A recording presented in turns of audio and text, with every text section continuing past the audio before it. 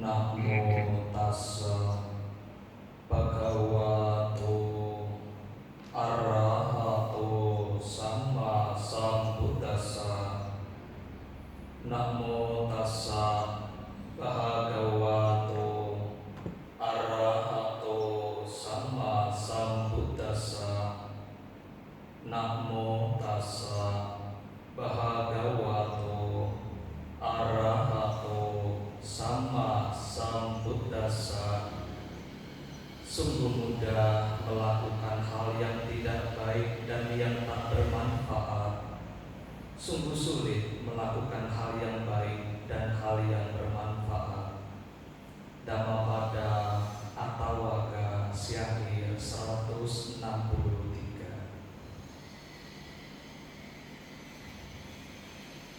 Kepada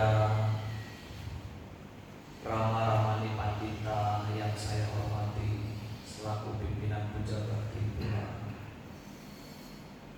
kepada upacarika, upasaka, upasika, Bapak Ibu saudara-saudari yang saya hormati, terimalah salam Anjali Meta dari saya, Sotehotu. Namo Buddhaya. Sungguh berbahagia bagi kita bersama bisa berkumpul di Pusdiklat Sikadama Sriwijaya Palembang pada hari ini dalam kondisi yang sehat. Bapak Ibu sehat? Sehat luar dalam. Lagi proses untuk mengobati sakit. Apa yang sedang sakit Bapak Ibu? Tentu semuanya sedang sakit, terlepas daripada sakit virus corona. Ya, sakit apa? Virus batin. Virus batin lebih berbahaya. Betul atau salah? Betul ya.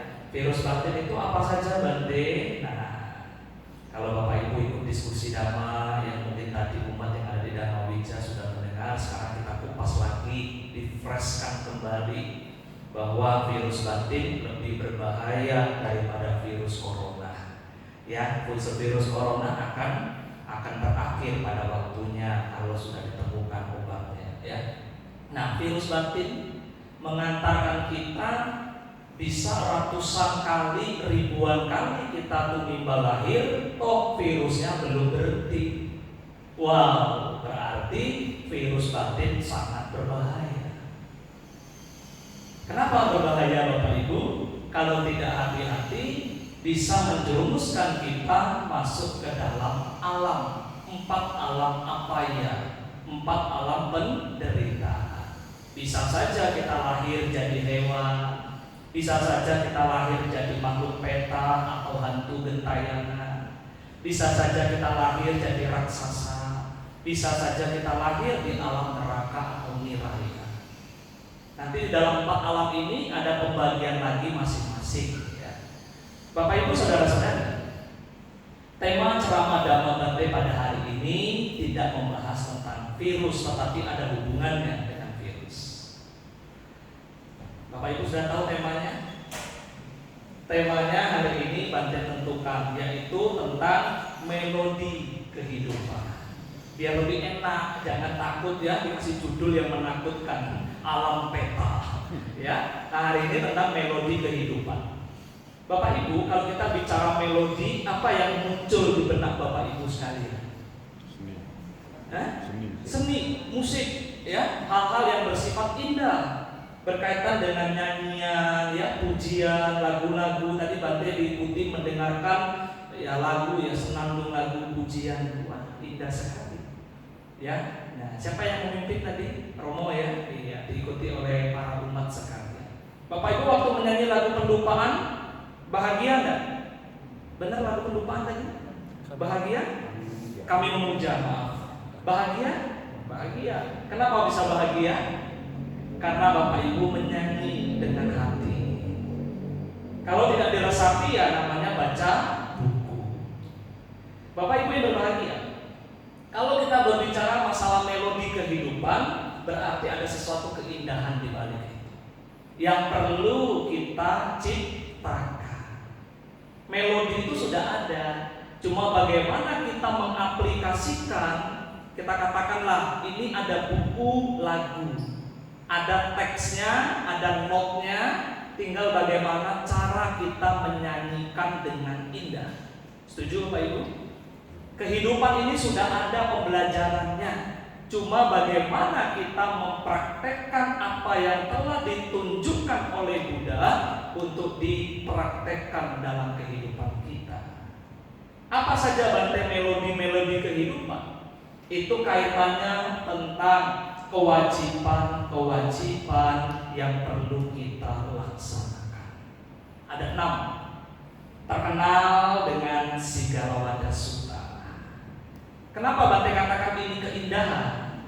Kalau tidak dijadikan ini sebuah melodi kehidupan, maka hubungan orang tua dengan anak dan sebaliknya akan rusak. Betul?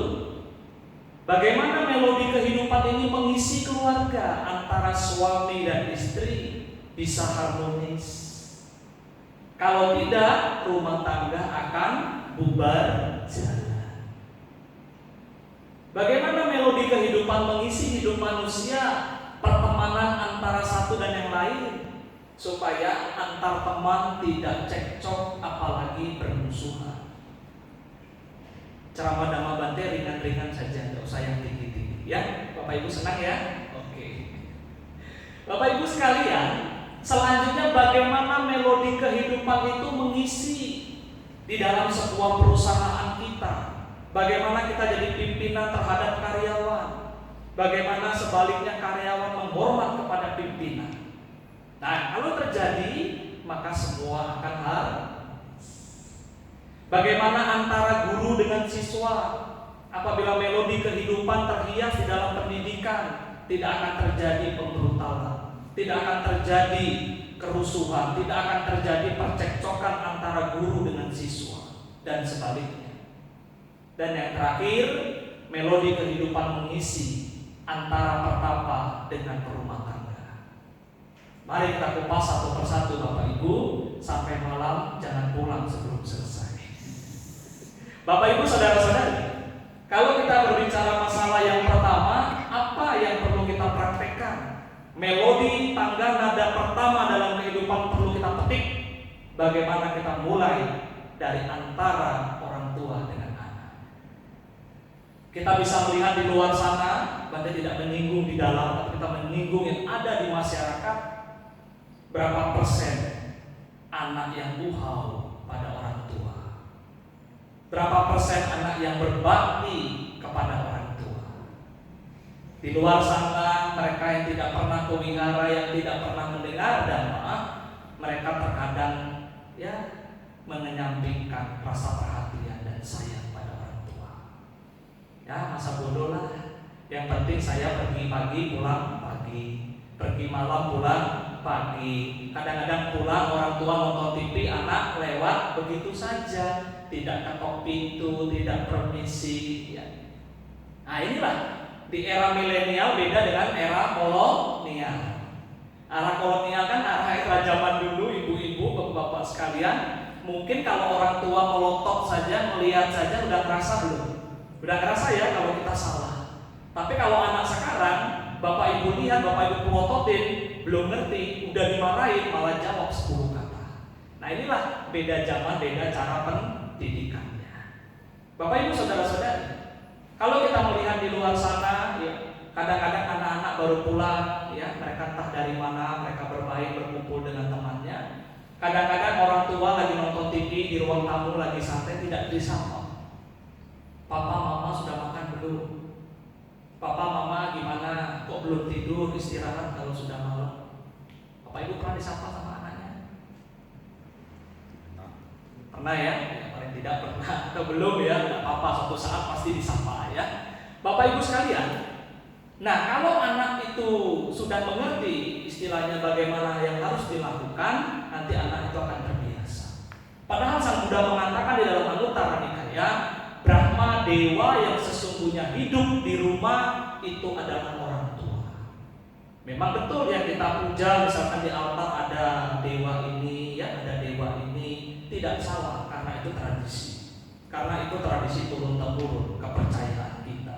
Tetapi ada yang lebih tinggi selain kita memuja Rupang, memuja yang dipatungkan, kita katakanlah sebagai memang lambang penghormatan, ada hormat yang lebih tinggi, yaitu apa? Dengan menghormat kedua orang tua kita sebagai Brahma, sebagai dewa yang benar-benar nyata hidup bersama kita di rumah itu.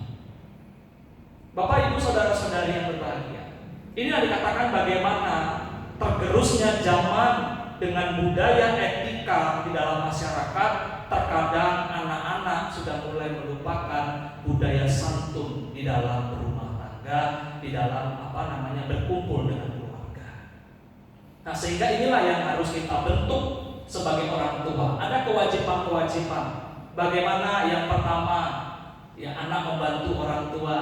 Di saat orang tua bekerja, ya sudah sepatutnya anak meringankan beban orang tua dengan membantu mereka. Mak, aku nak mau bantu lah, tidak ada waktu. Tapi jangan lupa uang jajannya tetap jalan ya. Kalau disuruh apa-apa, ya yang penting ongkos bensinnya dulu. Ya begitu. Betul nggak Bapak Ibu ya? Kadang-kadang anak-anak zaman sekarang kan begitu ya. Disuruh apa-apa yang penting ada pelicinnya dulu. Kalau tidak ada pelicinnya, tidak ada sesuatunya, males nanti nak beliin mama cabai ya 1 kilo. Enggak lah, nah ini ada duit 50.000, sisanya buat kamu jajan. Oh iya mas, sekarang juga saya berangkat. Nah inilah kadang-kadang Bapak Ibu memang tidak disalahkan, karena perkembangan zaman, pola hidup anak muda sekarang beda dengan pola hidup kita di zaman dulu. Nah Bapak Ibu sekalian, tentu ada hal-hal lain bagaimana seorang anak uhau bakti kepada orang tua. Selain membantu pekerjaan mereka, sudah sepatutnya anak juga membalas budi orang tua dengan cara bagaimana merawat mereka di kala mereka sakit. Nah, inilah kewajiban anak. Betul Bapak Ibu ya? Kita semua punya orang tua? Ya. Punya ya? Ada yang lahir dari batu? Pengikut Sundokong? Tidak ada ya? Bante sangat yakin semua di antara kita semua pasti punya orang tua. Tentu Bapak Ibu, Bante yakin Bapak Ibu sudah melakukan hal-hal yang maksimal untuk berbakti pada orang tua. Cuma sekarang bagaimana giliran anak-anak kita untuk bisa berbakti kepada kita selaku orang tua mereka. Nah, bagaimana memulainya? Kembali kepada Bapak Ibu sekalian, mendidik pola asuh secara Buddhis kepada anak. Bagaimana caranya? Ini yang perlu kita gali bersama. Bapak Ibu saudara-saudari. Nah, kadang-kadang kita melihat ada orang tua sakit, ya orang tua sakit. Coba kita perhatikan, ada yang nggak mau pusing, orang tuanya ditaruh di panti jompo, orang tuanya ditaruh di panti titipan untuk orang-orang jompo. Apakah salah Bante? Kembali lagi, apa tujuan yang diinginkan? Nah, kalau kita ingin benar-benar maksimal dalam merawat orang tua, setidaknya marilah dengan kedua tangan kita masih sehat, kita rawat mereka, supaya merasakan bagaimana orang tua merawat kita di kala kita waktu masih kecil. Berarti apa Bapak Ibu? Di sini kesempatan. Kemarin ada umat yang mencat saya secara pribadi. Bante, saya sudah jenuh merawat ibu saya yang sakit-sakitan. Bisa nggak Bante kalau saya taruh orang tua saya di panti jompo saja? Saya capek, stres, harus mengurusi, membuang kotorannya, ngasih dia mandi, merawat, kasih dia makan. Saya sangat menderita Bante. Tahu nggak Bapak Ibu Bante jawab apa?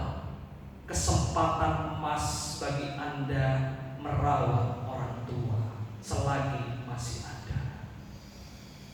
Bagaimana nasib mereka yang di luar sana, yang kangen, rindu dikala orang tuanya sudah tiada, yang ingin merawat tidak punya kesempatan. Oh baik Bante, kalau begitu terima kasih. Bapak Ibu saudara-saudara, memang terkadang-kadang terlepas daripada apa yang Bante sampaikan, yang Bapak Ibu ketahui, surat kabar media massa yang telah memberitahukan kepada kita bahwa banyak sekali di luar sana orang-orang yang tidak berbakti kepada orang tua. ya, mencampakkan orang tuanya, menyiksa orang tuanya, bahkan membunuh orang tuanya. Karena apa? Karena memang belum mengerti tentang dhamma. Bapak Ibu saudara-saudari, kewajiban anak yang lebih dalam adalah bagaimana bisa menjaga nama baik keluarga dengan baik. Nah, kadang-kadang kalau anak-anak muda ini kan tidak pakai pikir panjang. Yang penting senang, yang penting mau, hari itu lakukan. Kadang-kadang tanpa disengaja mungkin niatnya baik tapi hasilnya tidak baik. Akhirnya apa? Terseretlah nama baik ke keluarga. Ini anak-anak muda Bapak mau tanya, kalau andai kata kita melakukan keburukan, yang dicap siapa dulu? Orang tua. Kamu anaknya siapa? Anaknya A. Oh alah, anaknya A toh. Yang Anda ngajarin anaknya, ya ada kok, memang anaknya aja yang gak. Bapak Ibu saudara-saudari, orang tua Bante yakin sudah maksimal dalam mendidik putra putrinya, cuma terkendala pergaulan. Bapak Ibu saudara-saudari, bagi kita yang masih kaula muda, kaum milenial, marilah kita jaga orang tua kita. Kita jaga dua permata yang mulia, ayah dan ibu kita yang masih hidup. Sang Buddha mengatakan balas budi tidak bisa. Kita justru hutang budi sama orang tua. Sang Buddha mengatakan meskipun kita memikul di bahu kanan bahu kiri, mengangkat orang tua kita menjadi raja, membawa mereka keliling dunia, yang naik turun gunung, belum bisa membalas jasa kedua orang tua. Di Samyutta Nikaya pun mengatakan ibu itu seperti yang luas 4 samudra, ya. Jadi ASI seorang ibu luas seperti 4 samudra. Artinya apa? Ibu yang melahirkan, membesarkan, merawat, tentu jasanya sangat besar. Bapak Ibu sekalian, yang poin terakhir pertama terkait anak kepada orang tua adalah dikala orang tuanya sudah tiada, sudah sepatutnya mereka melakukan patidana. Bulan depan sudah mulai cengbe. Mulai bulan depan sudah mulai bersih bubur. Itulah sebagai wujud sejarah cengbe, ya. C itu artinya bersih, B itu artinya terang dalam bahasa Hokkien. Cengbe, cengming itu ada sejarahnya. Sejarahnya kita berangkat dari daratan Tiongkok zaman dulu. Ada seorang anak yang dari keluarga yang tidak punya, tapi anak ini pintar, lihai, ya. Akhirnya mendapat bantuan dari pemerintah. Anak ini disekolahkan di kota, jauh dari rumahnya, sangat jauh sekali. Zaman sekarang kalau anak kita keluar negeri, keluar kota gampang ya, tinggal WhatsApp, mama, papa, aku sudah di Jakarta. Betul? Mama, papa, saya sudah sampai Singapura. Tapi kalau zaman dulu bagaimana kasih kabar ke orang tua, ya? Pakai burung merpati, tulis surat, terbangkan burung merpati. Ya kalau nggak ditembak orang, burungnya sampai. Bapak Ibu saudara-saudari, tiba saatnya pada saat dia menjadi orang pintar, si anak tadi menjadi orang hebat, ya. Raja Kaisar mengangkat anak tadi menjadi bagian daripada orang-orang istana kerajaan. Orang penting lah, kita katakan menteri. Anak tersebut kembalilah ke rumahnya, melihat ternyata kedua orang tuanya sudah meninggal. Karena dia menteri, dia punya kuasa, dia bisa perintah, tolong bersihkan semua kuburan. Siapa yang punya keluarga, bersihkan. Ternyata terdapat 2 bongkahan batu nisan atau kuburan yang tidak dibersihkan. Oh, ini yang yang dianggap bahwa ini kuburan orang tuanya, kuburan papa mamanya. Akhirnya dari situlah tradisi cengbe wajib dilaksanakan oleh kita orang-orang keturunan Tionghoa. Saya rasa dari suku Jawa, suku Bali, suku Sasak, suku Dayak pasti punya budaya yang membersihkan makam. Bapak Ibu saudara-saudari, dari cerita tadi sejarah cengbe pun sudah mewakilkan bahwa kita sejak zaman nenek moyang sudah diajarkan tentang uhau bakti anak pada orang tua. Sejarah yang kedua mengikat bakti orang tua kepada anak adalah pada saat Xinjia atau Gongnian. Betul nggak? Kalau Xinjia dan Gongnian atau Lebaran tahun baru Imlek, Bante yakin semua keluarga jauh-jauh dari manapun kalau punya kesempatan ada waktu pasti semua pulang ke kampung halaman untuk kumpul ke keluarga. Betul atau salah? Itu sebagai bukti supaya tali silaturahmi antara orang tua dengan anak tidak putus. Nah, Bapak Ibu, kita kembali ke topik kita yang pertama. Patidana itu dilaksanakan sebagai bentuk wujud persaudaraan, tali hubungan keluarga antara anak dengan orang tua tidak boleh putus. Maka kalau kita melihat patidana ini sudah sewajarnya dilakukan. Ya, jadi dalam tradisi bulan depan sudah masuk bulan Cengpe. Ya, Bapak Ibu bisa melakukan bersih kubur, mengunjungi makam, ya nenek, kakek dan lain sebagainya sebagai bentuk rasa bakti. Bapak Ibu saudara-saudari, selanjutnya bagaimana setelah anak berbakti kepada orang tua? Orang tua pun harus bagaimanapun menjalankan perannya sebagai orang tua. Ya, memetik lagi tangga nada yang kedua, melodi kehidupan. Oh, peran saya jadi orang tua. Bagaimana? Pertama, Bapak Ibu harus mengarahkan putra-putrinya untuk berbuat kebajikan. Nah, kamu tidak pelihara hari ini ya. Ya, Ma, Pak, hari ini saya pelihara. Jangan malas, rajin pelihara. Iya, Papa, Mama. Papa, Mama kok tidak pelihara? Hari ini belum, Nak. Mungkin besok. Bapak Ibu sekalian, orang tua harus memberikan contoh kepada anaknya kalau anaknya ingin diarahkan. Supaya apa? Supaya orang tuanya pun tidak dicela oleh anaknya. Nah, ini juga hukum timbal balik bakti anak pada orang tua juga menjalankan kewajibannya dengan baik. Bapak Ibu, yang kedua, bagaimana orang tua bisa mencegah anaknya untuk tidak berbuat kejahatan.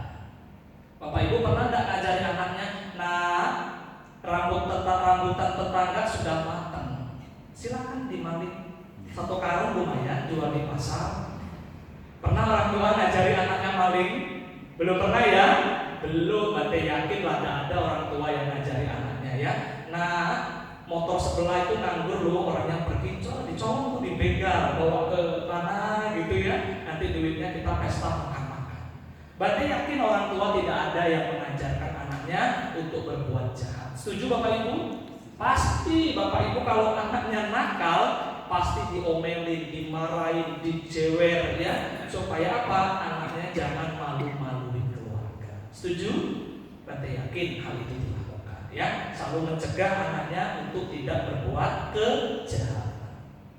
Yang ketiga, bagaimana orang tua terhadap anak? Nah, mencarikan jodoh. Waduh, Bante ini bukan zamannya Siti Nurbaya. Ya, masa masih dijodoh-jodohin? Bapak Ibu, Bante mau tanya, santai saja, rileks, jangan tegang ya. Bapak Ibu, Bante mau tanya, kira-kira ini ibu-ibu ya, yang bapak-bapak jangan jawab. Ini khusus ibu-ibu. Ibu-ibu, Bante mau tanya, ibu-ibu punya anak wanita? Punya ya? Punya anak pria? Punya ya? Oke. Pertanyaan Bante, ibu-ibu sekalian setuju enggak kalau mendapatkan menantu yang kurang baik? Dia penjudi, dia pemabuk, dia nganggur, pengen? Kenapa nggak pengen? Karena selalu anak yang terbaik. Oke, bapak-bapak, Bante mau tanya, kalau anaknya dapat yang tidak baik, bapak-bapak setuju anaknya dinikahkan? Tidak ya? Ada yang mau setuju? Bante yakin semua orang tua tidak akan membiarkan anaknya mendapatkan pasangan yang kurang baik. Kenapa? Demi kelangsungan kehidupan rumah tangga anak kita agar lebih bahagia menjadi keluarga yang kita yang sukai. Bapak Ibu saudara-saudari yang berbahagia, kenapa orang tua boleh ikut campur dalam perjodohan? artinya bukan menjodohkan. Artinya di sini Bapak Ibu ikut andil dalam melihat, menilai kira-kira pasangannya itu baik atau tidak. Bukan kadang-kadang orang tua menjadi hakim, ya, memutuskan tidak boleh, harus begini. Nah, boleh saja asalkan Bapak Ibu ada dasar yang kuat kenapa anak itu tidak boleh dengan si dia. Nah, kadang-kadang Bapak Ibu berarti cerita secara umum. Ini kadang-kadang menjadi masalah di dalam rumah tangga. Banyak yang terkadang-kadang orang tua menuntut anaknya harus perfect dalam memilih pasangan. Sehingga apa? Menyulitkan anaknya untuk mendapatkan jodoh. Nah, sehingga bagaimana orang tua fleksibel saja. Kira-kira kalau anaknya mendapatkan pasangan ya secara pendidikan oke, secara keluarga oke, tidak punya catatan jelek di masyarakat, ya sudahlah, cincai-cincai saja ya. Yang penting apa? Orang tua oke, semua oke, dan semuanya berjalan dengan baik. Nah, selanjutnya Bapak Ibu, yang sangat penting lagi adalah membagi warisan. Nah, arti membagi warisan di sini Bapak Ibu adalah bagaimana memberikan warisan tepat pada waktunya. Kapan Bapak Ibu kira-kira? Meditasi selesai. Kapan memberikan warisan pada anak? Kata Romo menjelang kematian ya. Membagikan harta kepada anak tepat pada waktunya dalam catatan di sini adalah di mana anak sudah mandiri. Kalau Bapak Ibu ngasih semua harta kekayaan Bapak Ibu kepada anak, ini ada kejadian. Akhirnya apa? Orang tuanya di saat tua tidak punya harta, mama, papa, saya titipkan saja di panti jompo, hidup bersama orang tua di sana. Bapak Ibu kira-kira sedih nggak? Sedih ya? Jadi artinya apa? Bapak Ibu tetap harus punya simpanan harta. Setuju? Boleh diberikan harta warisan kepada anak tepat pada waktunya. Kapan nanti? Di saat anak sudah mandiri, sudah mantap, Bapak Ibu boleh memberikan, tetapi tidak boleh semuanya. Bapak Ibu juga perlu menyimpan untuk di hari tua. Ini yang Bante ingin tegaskan di dalam membagi warisan kepada anak. Ada satu video, kenapa Bante tidak membawa layar, itu ada terjadi di Cungbo. Ya, seorang anak, satu keluarga itu ada berapa anak? 5 sampai 6 anak membalikkan jenazah ibunya dari peti, dikeluarkan, dibalikkan mayatnya gara-gara perkara masalah warisan yang dibagi setelah orang tuanya meninggal secara tidak adil. Ini terjadi Bapak Ibu, terjadi. Sehingga bagaimana? Ya, inilah warisan kadang-kadang juga menjadi masalah kalau tidak hati-hati. Oke, sampai materi pertama selesai, sudah 6:30. Masih ada 4-5 materi yang belum selesai. Ya, kita lanjut sampai tengah malam ya. Kalau ngantuk boleh ngopi-ngopi dulu. Bapak Ibu sekalian yang berbahagia. Yang kedua, bagaimana melodi kehidupan bisa kita petik, kita mainkan peran kita dalam rumah tangga. Bagaimana peran suami terhadap istri, bagaimana peran istri terhadap suami. Muncul pertanyaan, Bante kok tahu-taunya ngurusin rumah tangga, nikah juga enggak? Muncul ya pertanyaan ya, kok Bante sok ngurusin rumah tangga, nikah aja enggak kok, berarti kan belum pernah merasakan rumah tangga. Muncul pertanyaan ya, sekarang saya jawab penasarannya Bapak Ibu sekalian. Bapak Ibu, Bante mau tanya, boleh ya dijawab. Dokter spesialis kandungan itu wanita atau ada yang laki-laki? Loh, kenapa dia tidak pernah mengandung? Karena sang dokter belajar, praktek, dan punya pengalaman. Setuju? Bante tidak harus nikah dulu baru bisa cerita soal rumah tangga. Karena apa? Karena Bante mengikuti Bante Kanti sebagai guru saya. Orang Jawa mengatakan ngintili, ngikuti ya, ngikuti guru. Kurang lebih sudah sejak 2010 bagaimana cara Bante Kanti menyelesaikan soal rumah tangga. Oh begitu ya lucu, kita santai saja. Ada suami yang datang ke wihara. Ini waktu saya masih sama Nia, bertemu dengan Bante Kanti. Bante Kanti usia sudah 89. Bante, istri saya sudah seminggu tidak pulang-pulang. Bagaimana Bante? Bante Kanti ada menjawab, Bante disuruh ngapain nak? Ya paling enggak bacain parita lah Bante, supaya istri saya pulang. Nah Bapak Ibu sekalian, tidak lama kemudian ada lagi pasangan yang berbeda datang ke rumah. Bante, saya menyesal menikah. Kenapa? Suami saya itu selingkuh Bante. Bapak Ibu nomor berapa diduakan? Enggak Bante, saya disepuluhin. Bapak Ibu yang berbahagia, inilah rumah tangga. Ya, tahu nggak Bante Kanti jawab apa Bapak Ibu? Pada saat ada umat Buddha datang ngeluh kesah terhadap rumah tangga, Bante Kanti jawabnya simple. Pengen tahu? Resiko orang nikah. Artinya apa? Resiko orang nikah itu memang begitu ya. Nah, Bapak Ibu sekalian, jadi itulah resiko perkawinan, resiko pernikahan ditanggung penumpang. Nah, Bapak Ibu, jadi ingat Bapak Ibu, kita masuk ke dalam kategori yang kedua. Bagaimana kewajiban suami kepada istri? Tentu sebagai suami harus melindungi istrinya, menyayangi, percaya, memberikan hartanya untuk dipegang, disimpan. Bagaimana dia bisa menyayangi, demikian pula sebaliknya. Bagaimana istri mampu melayani suaminya dengan baik, perhatian, sayang. Ma, Papa capek baru pulang, bikinin kopi, nggak usah itu air putih, nggak ada Mama, ya air ledeng dibuka minum. Ya kadang-kadang ada istri yang kualatnya ampun-ampun ya. Mama, Papa baru pulang, udah masak belum Pak? Mama nggak sempat masak, itu ada Indomie masak sendiri nih. Ya, nah Bapak Ibu sekalian, rumah tangga mau harmonis harus saling mesra. Mesranya jangan waktu pacaran saja, waktu nikah mesti mesra. Nah Bapak Ibu sekalian, inilah kadang-kadang dalam resiko rumah tangga itu kadang-kadang ada yang saling mempertahankan gengsinya. Sehingga apa? Sehingga ya satu mau ngomong kok canggung, sana mau ngomong canggung ya. Kadang-kadang ada lagi teman yang datang, Bante, saya kok nikah dengan pasangan saya tidak bahagia Bante. Kenapa? Saya kayaknya nikah dengan patung Bante.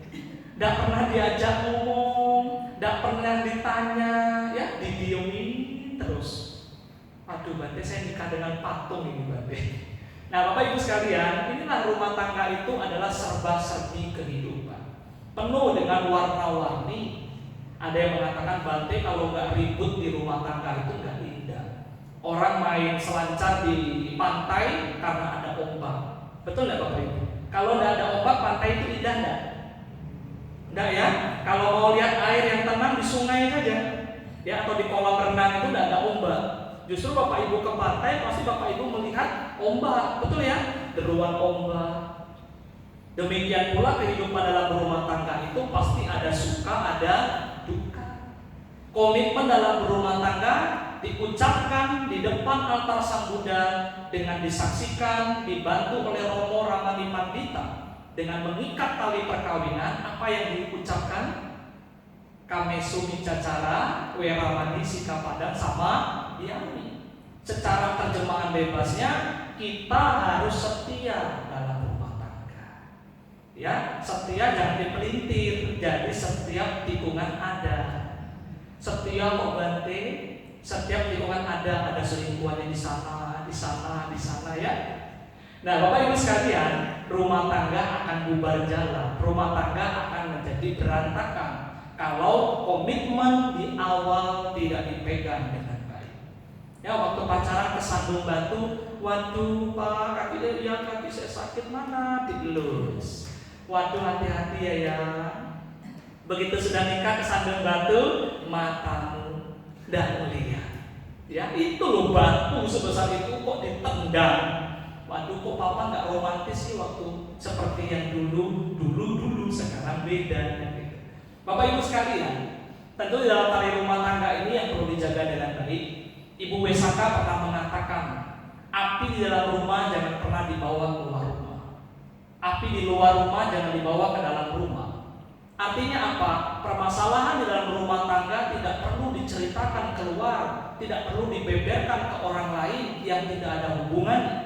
Karena apa? Belum tentu mendapatkan solusi. Demikian pula Bapak Ibu lagi jengkel, kesel ya dengan orang lain di luar sana, jangan pernah membawa api permasalahan ke dalam rumah. Anak istri lagi tidak tahu apa-apa, ditampar, dijewer, dia berantem, mukanya masem. Sehingga apa? Rumah tangga jadi cekcok. Nah, inilah yang Ibu Wesaka berpesan kepada kita. Bante juga sering menyampaikan di dalam Dhamma pada saat perkawinan kepada pasangan, bagaimana menjaga bahtera rumah tangga itu tidak gampang. Artinya apa? Di dua pemikiran harus hidup di dalam satu tubuh, yaitu perkawinan. Bapak Ibu, bapaknya mau ke timur, ibunya mau ke barat. Bapaknya mau ke selatan, ibunya mau ke utara. Ketemu enggak Bapak Ibu? Enggak ya? Jadi di dalam satu kapal harus ada satu nahkoda.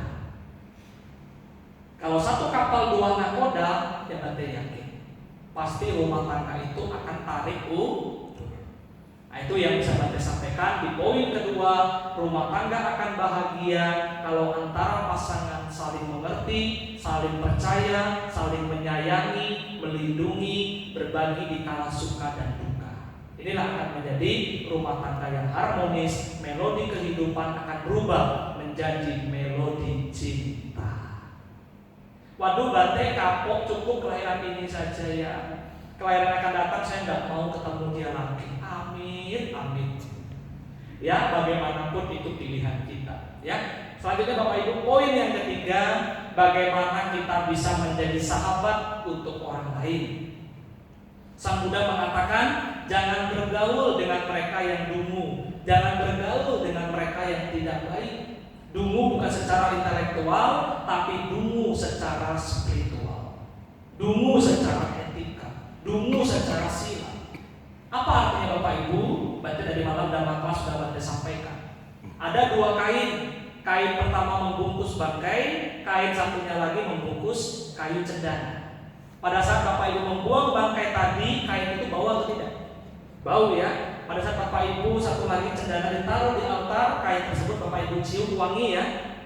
Bapak Ibu kalau bergaul dengan orang-orang jelek, bergaul dengan orang-orang buruk, maka kita akan ketempelan sikap sifat yang tidak baik. Nah, kalau kita memiliki teman yang baik, setidaknya kita lebih maju di dalam Dhamma. Nah, Bapak Ibu sekalian, pertemanan itu banyak sekali macamnya. Kalau kita melihat pertemanan itu ada yang kita katakan teman-teman yang bermuka dua. Di depan kita baik, di belakang ngomongin kita. Di depan memuji-muji, di belakang menghina kita. Di depan dia oke menjaga rahasia, di belakang kita semua rahasia kita dibongkar. Nah, kita akan menemukan sahabat-sahabat semacam ini. Terus bagaimana Bapak Ibu sekalian menyikapinya? Tentu Bapak Ibu tidak boleh memusuhinya, tidak boleh marah dengannya. Sang Buddha mengatakan, kantik paramang tapoti tingkat. Sabar, cara melatih batin yang terbaik. Ya sudahlah, yang penting Bapak Ibu memberikan kebaikan kepada mereka, meskipun mereka membalas Bapak Ibu dengan air tuba. Meskipun Bapak Ibu dibalas dengan keburukan, Bapak Ibu jangan pernah berhenti, selalu memperlakukan dia dengan penuh cinta kasih. Nanti apa Bapak Ibu? Bapak Ibu sudah pernah merasakan ya? Kalau Bapak Ibu misalkan baik dengan orang yang tidak baik dengan Bapak Ibu, nanti dengan sendirinya orang itu akan minder, akan malu, jadi tidak enak hati. Inilah kekuatan cinta kasih sayang. Kalau keburukan dibalas keburukan, kebencian dibalas kebencian, tidak akan berakhir. Kalau Bapak Ibu membalas dengan cinta kasih dan kasih sayang, kebencian itu akan berakhir. Ini sabda Sang Buddha di dalam Dhammapada. Bapak Ibu saudara-saudari, poin selanjutnya adalah bagaimana guru terhadap siswa, siswa terhadap guru. Kalau kita membaca di media massa, mungkin Bapak Ibu pernah mendengar di televisi, banyak sekali terjadi huru-hara, mahasiswa tawuran, siswa tawuran kepada pihak kampusnya, pihak sekolahnya. Ada oknum guru tertentu yang berlaku tidak baik, ada oknum murid tertentu, mahasiswa tertentu berlaku tidak baik. Sehingga apa? Tidak ada pengertian, tidak ada saling menghargai, maka terjadilah percekcokan. Bante pernah membaca surat kabar itu kepala sekolah di Sampang, Madura, ya, atau guru itu, Bante lupa, kepalanya dipelintir dengan siswanya gara-gara ditegur dengan gurunya atau kepala sekolahnya. Karena si siswa tadi jago karate, ya, gurunya dipelintir, kepalanya ke depan bisa muter ke belakang, ya, meninggal. Nah, inilah sebagai contoh kasus yang sangat konkret. Artinya apa? Kekerasan di sekolah bisa terjadi, mungkin saja dari gurunya yang kurang, ya, yang kurang mengayomi siswanya. Ada juga yang siswanya tidak bisa menghormati gurunya. Nah, kalau terjadi keharmonisan, ada harmoni kehidupan di situ, melodi-melodi kehidupan bekerja di situ, saling mengerti, saling menghormati, maka tidak ada masalah. Apa tugas seorang guru? Mentransfer ilmu pengetahuan, melarang siswanya berbuat buruk, ya, selalu menjaga, mencerdaskan siswanya. Demikian pula siswanya punya kewajiban. Kewajibannya menyiapkan tempat duduk, ya, yang bagi kuliah, yang masih sekolah. Ini ilmu bagi kita. Bagaimana kita memperlakukan dosen kita, bagaimana kita memperlakukan guru kita, siapkan minuman, ya, seperti hari ini. Nah, umat Buddha adalah sebagai siswa, Bante adalah sebagai guru, mempersiapkan tempat duduk, mempersiapkan minuman. Ternyata di dalam Patimokkha sudah diatur oleh Sang Buddha, kewajiban samanera kepada biku, kewajiban umat kepada biku harus sebagaimana mestinya. Nah, ini sudah diatur ternyata. Nah, maka Bapak Ibu sekalian, bagaimana siswa kepada guru? Ya seperti itu, yang menyiapkan tempat duduknya. Ada yang nakal tempat duduknya dikasih balsem karena tidak senang dengan gurunya. Ya, mungkin waktu masa-masa kita sekolah, ya, pernah ingat, waduh, saya ngerjain guru saya karena aku nggak suka dengan dia, ya. Ya inilah, ya. Nah, kadang-kadang ya gurunya dikerjain, ya. Mau duduk kursinya disembunyiin. Waduh, Bapak disuruh berdiri, berdiri Pak, gitu kan. Bapak Ibu sekalian, poin selanjutnya adalah pimpinan bawahan dan bawahan kepada pimpinan. Nah, Bapak Ibu sekalian, kalau kita bicara memanusiakan manusia itu memang terlihat gampang. Tetapi kalau kita nonton sinetron, siapa yang senang nonton sinetron? Senang ya nonton sinetron, kita melihat di berita, di surat kabar, terjadi para pimpinan-pimpinan, para bos-bos yang tidak baik dalam memperlakukan karyawan dan bawahannya. Bagaimana contohnya? Nah, kita nonton di sinetron kan ada tuh bos yang jahat, pimpinan yang jahat, tidak memberikan makan kepada karyawan, diberikan nasi yang basi, uang lembur tidak dibayar, ya, pokoknya menyiksa, memukul. Bante pernah lihat di surat kabar di televisi sampai pembantu itu bagaimana caranya bisa kabur dari rumah untuk meminta pertolongan dengan warga karena tuannya, majikannya selalu menyiksa si pembantu itu. Nah, inilah sebagai berita-berita itu kita korelasikan, kita hubungkan bahwa memang ada benar terjadi bahwa banyak sekali orang-orang yang tidak menghargai hak asasi manusia.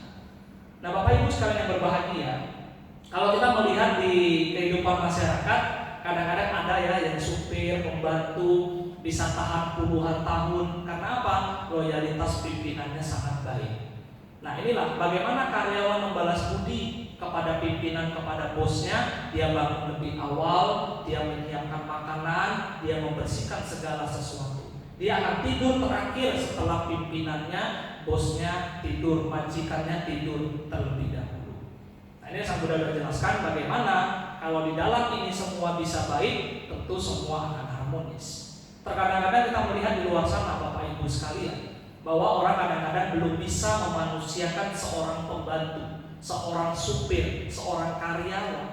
Terkadang-kadang ya mereka kita anggap, wah, kita udah bayar mereka, kita sudah berhak memperlakukan mereka sesuka hati sendiri. Padahal Bapak Ibu, mereka semua adalah orang-orang yang berjasa, yang juga membantu kerjaan kita menjadi sukses. Bapak Ibu sekalian, sebagai poin terakhir kita adalah bagaimana kita memainkan melodi kehidupan, memainkan peran kita Seperti Bante menjadi seorang biku, Bapak Ibu menjadi seorang umat Buddha yang taat berbakti kepada Sangha. Tugas para biku adalah mengajarkan umatnya, melarang umatnya berbuat jahat, mengajarkan dhamma, menuntut umatnya untuk bisa mencapai sebuah pembebasan. Demikian pula umat Buddha dikatakan dalam sutta bahwasanya sebagai perumah tangga sudah semestinya membuka pintu kepada para pabajita, kepada para petapa untuk menerima catupacaya, 4 kebutuhan pokok, jubah, obat-obatan, tempat tinggal, satu lagi apa? Makanan. Nah, ini sudah sepatutnya perumah tangga membuka pintu yang lebar untuk di mana para anggota sangga menerima persembahan yang diberikan oleh umatnya. Bapak Ibu sekalian, inilah kalau kita bicara tentang 6 kewajiban dijalankan dengan baik, maka semua akan harmonis. Bapak Ibu, saudara-saudari yang berbahagia, Bante akan menutup dengan satu pesan inspirasi buat kita semua. Pohon beringin itu lebat daunnya. Tentu orang ingin berteduh di bawah pohon beringin. Pohon beringin akan menyelamatkan kita dari panasnya matahari dan hujan yang mengguyur kita. Kita yang harus pergi menuju ke pohon beringin. Pohon beringin tidak akan pernah datang untuk menjumpai kita, memberikan perlindungan. Bapak Ibu sekalian ingin bahagia, terbebas dari keburukan, berlindung dalam kebajikan, Bapak Ibu harus segera meninggalkan keburukan, pergi mencari perlindungan kepada Buddha, Dhamma, dan Sangha. Berlindung, melangkah kaki di jalan Dhamma akan seperti layaknya kita berlindung di bawah pohon beringin yang lebat daunnya. Kita akan merasakan ketentraman, ketenangan, dan keteguhan hati. Semoga Bapak Ibu maju di dalam Dhamma. Semoga semua makhluk berbahagia. Sekian, terima kasih. Sampai jumpa. Wantu Sukitata.